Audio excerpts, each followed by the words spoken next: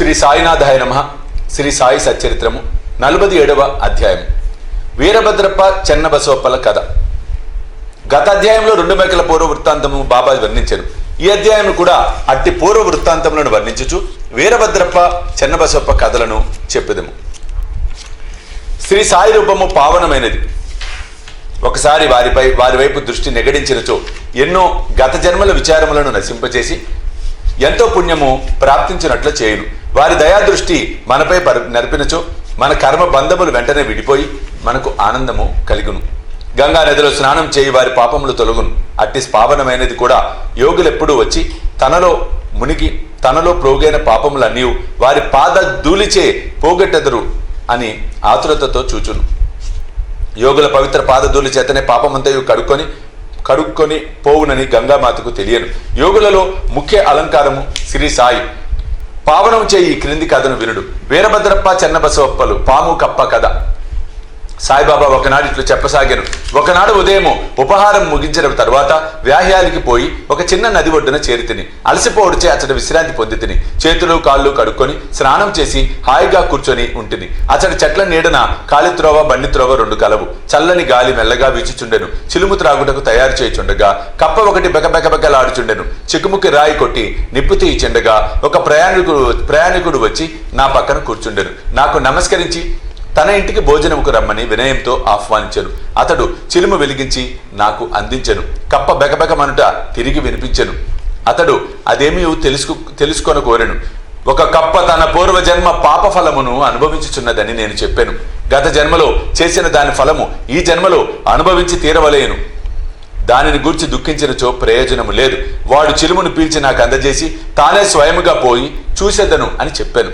ఒక కప్ప పాముచే పట్టుకొనబడి అరచుచుండెనని గత జన్మలో 2 దుర్మార్గులే గాన ఈ జన్మ యందు గత జన్మ యొక్క పాపముని ఈ దేహంతో అనుభవించుచున్నామని చెప్పి తిని అతడు బయటకు పోయి ఒక నల్లని పెద్ద పాము ఒక కప్పను నోటితో పట్టుకుని ఉండుట చూశాను. అతడు నా వద్దకు వచ్చి 10-12 నిమిషములలో పాము కప్పను మింగునని చెప్పాను. నేను ఇట్లాంటిని లేదు, అట్లు జరగదు, నేనే దాని తండ్రిని, నేనిచటనే ఉన్నాను, పాము చేత కప్పనెట్లు తినిపించదను, నేనిక్కడ ఊరికనే ఉన్నానా, దానినెట్లు విడిపించదనో చూడుము. చిలుము పీల్చిన పిమ్మట మేము ఆ స్థలముకు పోయితిమి. అతడు భయపడెను. నన్ను కూడా దగ్గరికి పోవద్దని హెచ్చరించెను. పాము మీద పడి కరుచునని వాని భయము.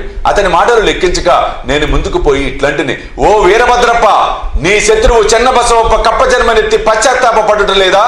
నీవు సర్ప జన్మనెత్తినప్పటికీ వాని యందు శత్రుత్వం వహించి ఉన్నావా? ఛీ, సిగ్గులేదా? మీ ద్వేషములను విడిచి శాంతింపుడు. ఈ మాటలు విని ఆ సర్పము కప్పను వెంటనే విడిచి నీటిలో మునిగి అదృశ్యమయ్యను. కప్ప కూడా గంతు వేసి చెట్లు పొదలలో దాకెను. బాటసారి ఆశ్చర్యపడెను. మీరన్న మాటలకు పాము కప్పునెట్ల వదిలినది, ఎట్లా అదృశ్యమయ్యను? వీరభద్రప్ప ఎవరు? చెన్నబసవప్ప ఎవరు? వారి శత్రుత్వంకు కారణమేమిటి అని అతడు ప్రశ్నింపగా అతనితో కలిసి చెట్టు మొదటికి పోయి తిని చిలుము కొన్ని పీల్పులు పీల్చి అతనికి వృత్తాంతమంతయు ఈ రీతిగా బోధించి తిని. మా ఊరికి 4-5 మైళ్ళ దూరమున ఒక పురాతన శివాలయం కలదు. అది పాతబడి శిథిలమయ్యను. ఆ గ్రామంలోని ప్రజలు దానిని మరమ్మతు చేయుటకై కొంత ధనము ప్రోగు చేసిరి. కొంత పెద్ద మొత్తము ప్రోగైన పిమ్మట పూజ కొరకు తగిన ఏర్పాటు చేసిరి. మరమ్మతు చేయుటకు అంచనా వేసిరి. ఊరిలో ధనవంతుని కోశాధికారిగా నియమించి సర్వము అతని చేతిలో పెట్టిరి. లెక్కలు చక్కగా వ్రాయి బాధ్యత వానిపై పెట్టింది. వాడు పరమలోభి. దేవాలయమును బాగు చేయటకు కూడా చాలా తక్కువ వ్యయము చేశాను. దేవాలయం అభివృద్ధి కాలేదు. అతడు ధనమంతయు ఖర్చు పెట్టెను. కొంత తాను మింగెను.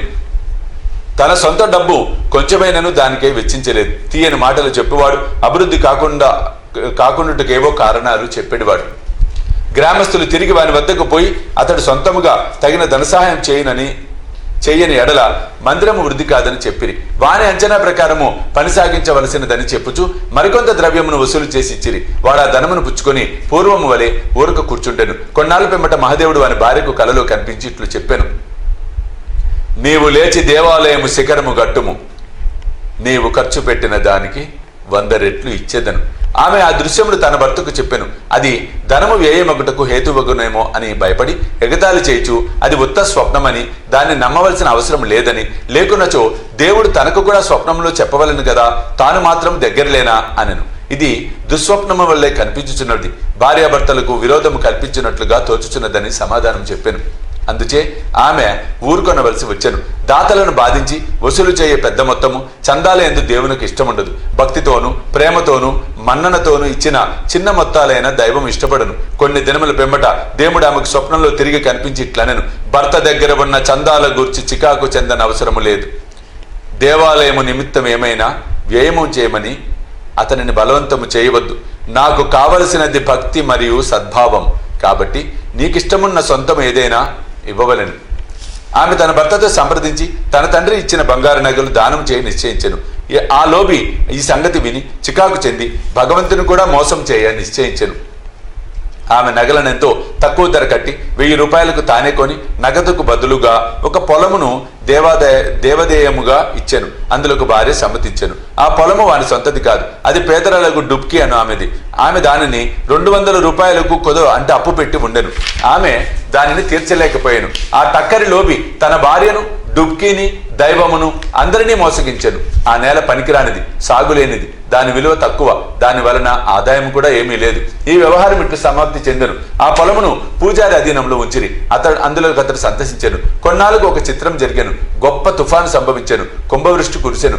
లోబి ఇంటికి పిడుగుపాటు తగిలి వాడి భార్య చనిపోయి డుబ్కీ కూడా కాలగతి చెందెను. తరువాతి జన్మలో ఆ లోబి మధురా పట్టణంలో ఒక బ్రాహ్మణ కుటుంబంలో పుట్టి వీరభద్రుడు అన్న పేరును పొందెను. అతని భార్య పూజారి కుమార్తెగా జన్మించెను. ఆమెకు గౌరీ అని పేరు పెట్టింది. డుబ్కి మందిర గౌరవని ఇంటిలో మగ శిశువుగా జన్మించెను. అతనికి చెన్నబసోప్ప అని పేరు పెట్టింది. ఆ పూజారి నా స్నేహితుడు. అతను నా వద్దకు తరచుగా వచ్చుచుండెను. నా వద్ద కూర్చుండి మాట్లాడుచు చిలుము పీల్చేటివాడు. అతని కుమార్తె గౌరీ కూడా నా భక్తురాలు. ఆమె త్వరగా ఎదుగుచుండెను. ఆమె తండ్రి వరుణుకై వెతుకుచుండెను. ఆ విషయంపై చికాకు పడని అవసరం లేదని, ఆమె భర్త తానే వెతుక్కొని వచ్చునని చెప్పాను. కొన్నాళ్లకు వీరభద్రప్ప తన బీద బ్రాహ్మణ బాలుడు భిక్షకై పూజారి ఇంటికి వచ్చాను. పూజారి నా సమ్మతి ప్రకారం వానికి గౌరీనిచ్చి పెళ్లి చేశాను. అతడు కూడా నా భక్తుడయ్యాను. ఏలన పిల్లలను కూర్చుంది కదా అని అతడు నా యందు విశ్వాసం చూపుచుండెను. వాడు ఈ జన్మలో కూడా ధనమునకై మిగులు తాపత్రయపడుచుండెను. నా వద్దకు వచ్చి అతడు కుటుంబంతో ఉండుడిచే తనకు ఎక్కువ ధనం వచ్చినట్లు చేయమని బతిమలాడుచుండెను. ఇట్లుండగా కొన్ని విచిత్రములు జరిగాను. ధరలు హఠాత్తుగా పెరిగాను. గౌరీ అదృష్టము కొద్దీ పొలము ధర పెరిగాను. కానుకగా ఇచ్చిన పొలము 1,00,000 రూపాయలకు అమ్మిరి. ఆమె ఆభరణముల విలువకు 100 రెట్లు వచ్చెను. అందులో సగము నగదునిచ్చిరి. మిగతా దానిని 25 వాయిదాలలో వాయిదాకు 2,000 రూపాయల చప్పున ఇచ్చుటకు నిశ్చయించిరి. అందరూ సమ్మతించిరి. కానీ ధనమునకై తగులాడిరి. సలహా కొరకు నా వద్దకు వచ్చిరి. ఆ ఆస్తి మహాదేవునిది కాబట్టి పూజారి కొడుకులు లేనందున సర్వహక్కులు గౌరికి వచ్చాను. ఆమె సమ్మతి లేనిదే ఏమీ ఖర్చు చేయవద్దని చెప్పి తిని ఆమె భర్తకు ఈ పైకంపై ఎట్టి అధికారం లేదని బోధించి తిని ఇది విని వీరభద్రప్ప నాపై కోపగించెను. ఆస్తిపై గౌరికి హక్కు కలదని తీర్మానించి దానిని కబలించుటకు నేను ప్రయత్నించుచున్నానని నుడివెను. అతని మాటలు విని భగవంతుని ధ్యానించి ఊరుకుంటుని వీరభద్రప్ప తన భార్య గౌరీని తిట్టెను. అందుచే ఆమె పగటిపూట నా వద్దకు వచ్చి ఇతరుల మాటలు పట్టించుకొనవలదనియు తాను కూతురుగా చూచుకొనవలేనని వేడుకొనెను. ఆమె ఆశ్రయమును కోరుడిచే ఆమెను రక్షించుటకు 7 సముద్రములైన దాటుతునని వాగ్దానం ఇచ్చి తిని ఆనాడు రాత్రి గౌరికి ఒక స్వప్నము కనపడెను. మహాదేవుడు స్వప్నంలో కనిపించి ధనమంతయు నీదే, ఎవరికి ఏమి ఇవ్వవలదు. చెన్న బసవప్పతో సలహా చేసి దేవాలయపు మరమ్మతు నిమిత్తము కొంత ఖర్చు చేయము. ఇతరములకై వ్యయము చేయవలసి వచ్చినప్పుడు మసీదులో ఉన్న బాబా సలహా తీసుకొనుము. గౌరీ నాకు ఈ వృత్తాంతం చెప్పాను. నేను తగిన సలహానిచ్చి తిని అసలు తీసుకొని వడ్డీలో సొగము మాత్రం చెన్న బసవప్పకి ఇవ్వమని, వీరభద్రప్పకి ఇందులో జోక్యము లేదని నేను గౌరీకి సలహానిచ్చి తిని నేనట్లు మాట్లాడుచుండగా వీరభద్రప్ప చెన్నబసవప్ప కొట్లాడుచు నా వద్దకు వచ్చిరి.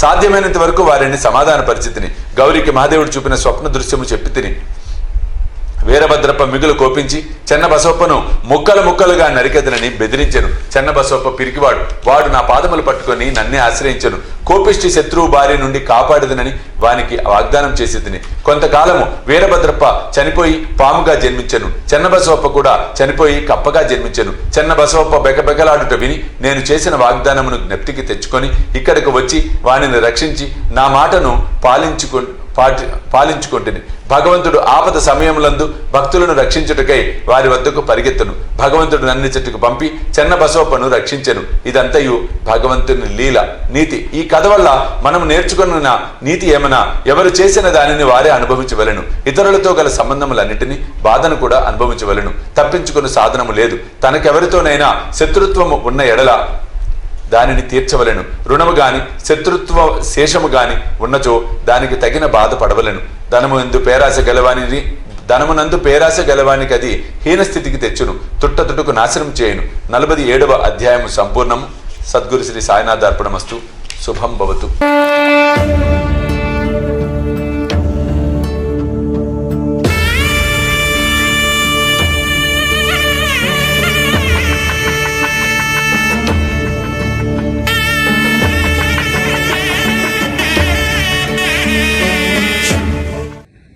సాయి దివ్య రక్షా కవచ